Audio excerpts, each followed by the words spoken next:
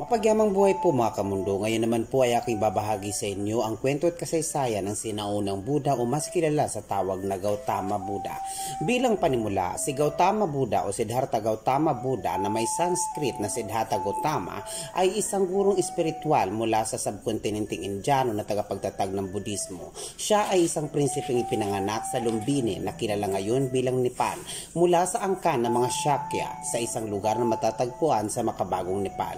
Malapit sa hangganan ng Hilagang India, nanirahan siya ng halos buong buhay niya sa Hilagang India at aktibong nagtuturo mula noong mga 563 before Christ era hanggang sa tinatayang 483 before Christ era.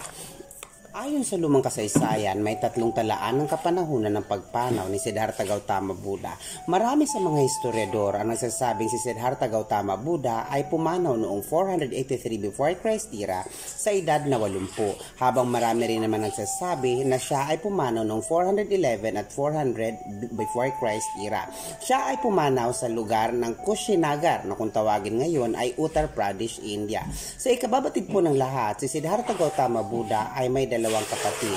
Sinundan niya ang kanyang kapatid o nakakatandang kapatid niya na si Kassapa Buddha, habang sumunod naman sa kanya ay si Maitreya Buddha. Ang mga magulang po ni Siddhartha Gautama Buddha ay sina Suddhodana ang kanyang tatay, habang ang kanyang inanay naman ay si Maya. Ang lumang kasaysayan ay naglalahad na ang Buddha ay nangangahulugang isang nagising o isang naliwanagan na sa wikang Ingles ay the Enlightened One. Ang Buddha ay ginagamit rin bilang isang pamagat para sa unang nagising na nilalang sa isang kapanahunan. Sa karamihan ng mga tradisyong Budista, si Siddhartha Gautama ang itinuturing bilang ang kataas-taasang Buddha na kung tawagin sa ating kapanahunan ay Samya Sambuddha at Samsyak Sambuddha. Si Gautama Buddha ay maaari ring tukuyin bilang Shakyamuni Buddha o Sakyamuni na may Sanskrit na pantas ng mga Sakya o ang isang nagising ng lahing Shakya. Si Gautama ay nagturo ng isang gitnang daan kumpara sa malalang ascetisismo na matatagpuan sa kilusang Shramana na karaniwan sa kanyang rehiyon.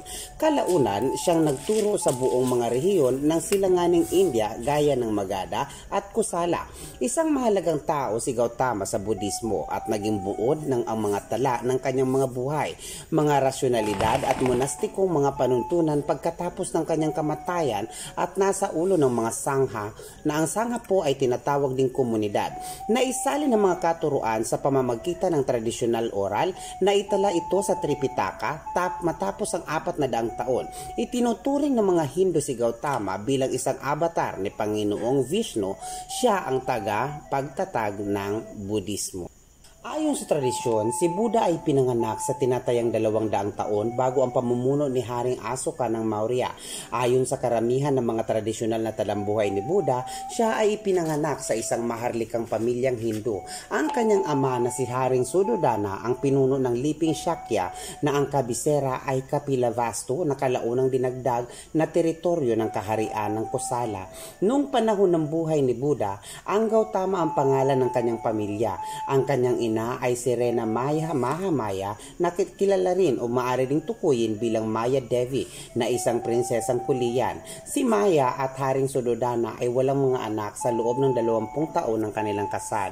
Ayon sa isang salaysay, sa isang gabi ng may buong buwan at bilog ang buwan at natutulog sa palasyo, ang Rena ay nagkaroon ng isang maningning ng panaginip. Kanyang naramdaman ng kanyang sarili na tinatangay ng 4 na mga deva o espiritu sa ilog Anutata sa mga Himalaya.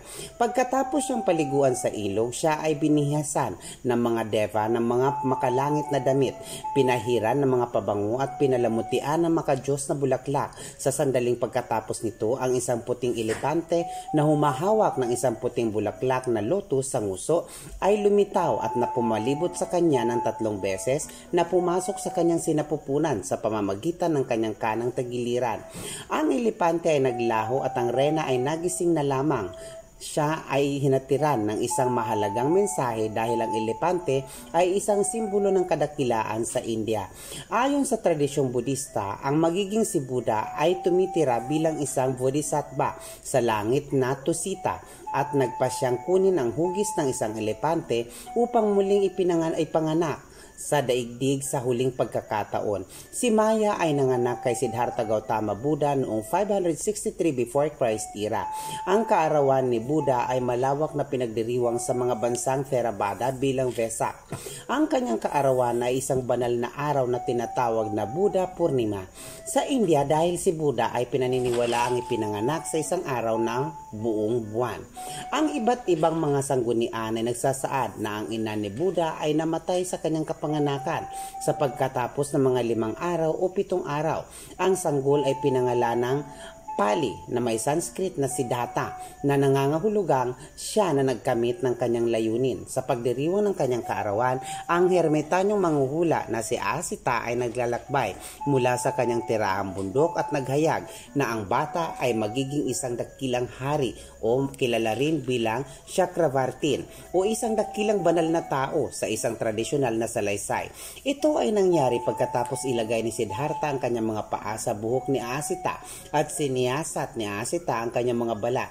Si Suddhodana ay nagdadaos ng isang seremonya ng pagpapangalan sa ikalamang araw at inanyayahan ang mga 8 mga eskolar na Brahmin upang basahin ang hinaharap. Ang lahat ng mga ito ay nagbibigay ng 2 hula na ang sanggol ay magiging isang dakilang hari o isang dakilang banal na tao. Si Kaudinya o may Sanskrit na Kodana na pinakabata at kalaunang ang unang arahant maliban kay Buddha, ang itinuturing na ang tanging isa sa na malinaw na humula na si Siddhartha Gautama ay magiging Buddha.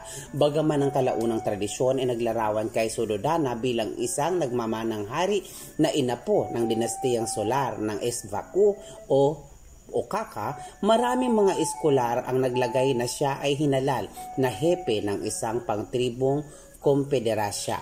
Mga kamundo, ang aking pong ibinahagi ay bahagi po ng talambuhay at kasaysayan ni Siddhartha Gautama Buddha. Mapagyamang buhay po muli mga kamundo. Ito po ang Mundo at Karunungan na lagi nagsasabing, mahal ko po kayo. Maraming salamat po.